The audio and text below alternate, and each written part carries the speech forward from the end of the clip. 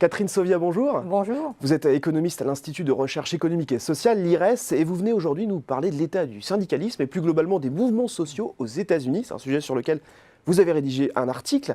Alors première question, où en est la syndicalisation outre-Atlantique ? Eh bien, je dirais qu'il a atteint son point bas avec globalement 10,7% seulement de travailleurs syndiqués, mais 6 fois moins de travailleurs syndiqués dans le secteur privé que dans le secteur public. Alors, plusieurs raisons à cela, mais je m'arrêterai sur la première, un contexte juridique particulièrement hostile.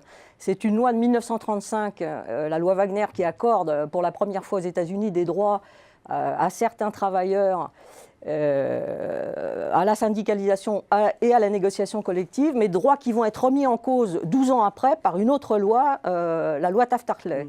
Donc, pour s'implanter dans une entreprise, un syndicat a devant lui un parcours du combattant.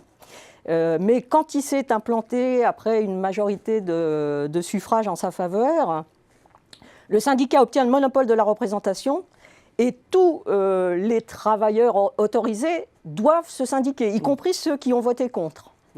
Sauf dans les États qui ont adopté des lois dites de droit au travail. C'est quelque chose de contre-intuitif, ça c'est contre-intuitif. Oui, mais via le Taft-Hartley Act dont je parlais, donc qui autorise les travailleurs à ne pas devenir membre du syndicat et à ne pas payer leurs cotisations. Donc, là, vous parlez du secteur privé. Là, je parle du secteur privé. Alors, dans le secteur public, les droits ont été acquis plus tardivement, à partir des années 60.